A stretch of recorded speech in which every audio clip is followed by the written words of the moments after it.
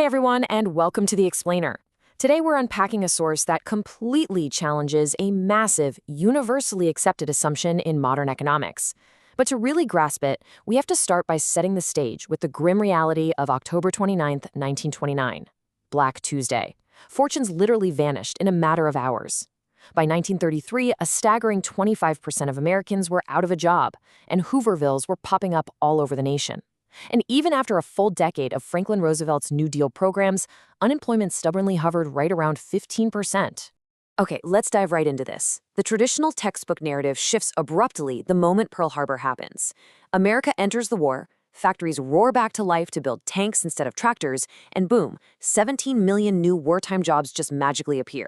The popular consensus is that this massive wartime mobilization fixed the American economy and finally put an end to the Great Depression. But the source material asks us to really pause and question, did it actually?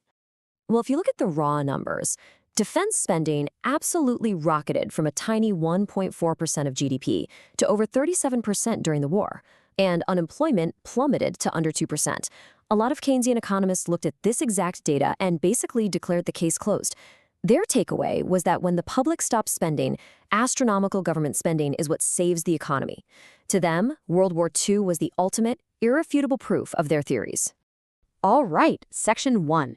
The Statistical Illusion. Uncovering the reality of wartime prosperity. Now, what's really interesting about this is how the source tests this supposed prosperity by looking at the lived experience of an everyday American factory worker in 1944. Let's call him Jeff. On paper, GDP is soaring, and Jeff is taking home a lot more cash than he did in the 1930s. But what's happening at Jeff's kitchen table? Strict rationing means his entire family has to share just 2 pounds of meat for the whole week.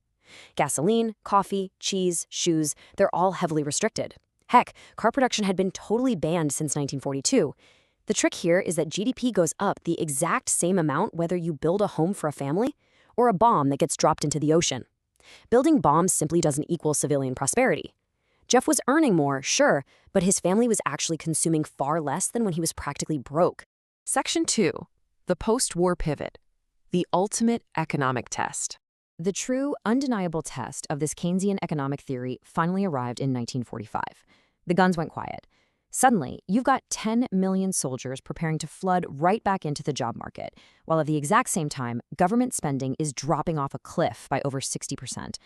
Experts were in full-blown panic mode, predicting an epidemic of violence and massive industrial dislocation.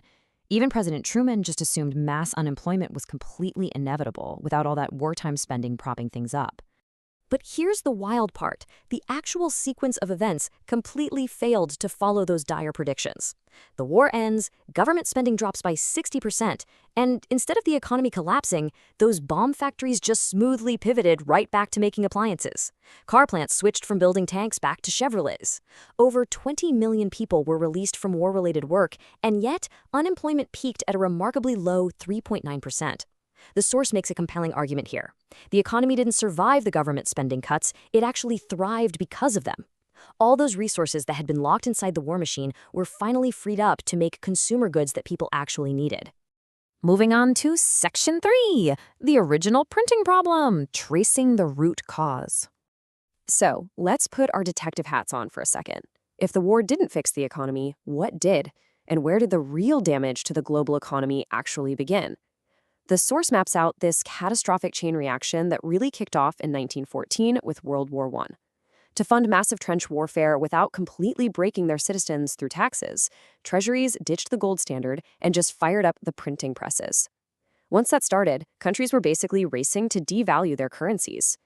This triggered massive consequences, like the 1923 German hyperinflation, where a housewife literally needed a wheelbarrow full of cash just to go buy a single loaf of bread. By the early 1930s, this global race to the bottom resulted in a devastating 66% drop in world trade. Section 4. The Bretton Woods Anchor, Fixing a Broken World. Fast forward to 1944. People are starving, the global economy is deeply humiliated, and many are turning to dangerous political extremes. So delegates from 44 nations gathered at a hotel in New Hampshire to come up with a fix. They established the Bretton Woods system. Basically, participating nations agreed to peg their currency to the US dollar, and the US dollar was strictly pegged to actual physical gold at a fixed rate of $35 an ounce. It sounds kind of boring, but it was absolutely essential.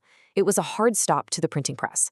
This stable foundation meant someone like, say, Friedrich in post-war Germany could confidently take out a loan and rebuild his machine shop, knowing his money was finally based on a system he could trust.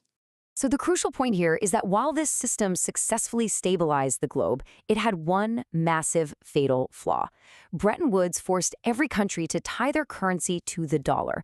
If France or Japan got reckless with their money, global markets punished them immediately. But the United States was the peg. So who watches America? The reality was the US was left largely completely unchecked. Now, for a while, America behaved. But then the 1960s rolled around, bringing massive simultaneous spending initiatives. You had the Vietnam War draining resources overseas, combined with Lyndon Johnson's Great Society programs and a rapidly expanding welfare state right at home. Believing they could somehow afford to do it all, the U.S. just fired up the printing press again. They unimpartially flooded the entire globe with newly printed dollars to pay for everything, while the actual physical gold sitting in Fort Knox stayed exactly the same. It didn't take long for the rest of the world to notice that the math just wasn't adding up. French President Charles de Gaulle realized that America printing all these unbacked dollars was actively devaluing France's holdings. He famously and brilliantly called it robbery with better tailoring. Unwilling to just sit there and hold the bag, France literally sent ships and planes across the ocean to America in 1965 to demand actual physical gold in exchange for their paper dollars. Well, other countries quickly got the exact same idea, and it triggered what was essentially a massive global bank run on the United States.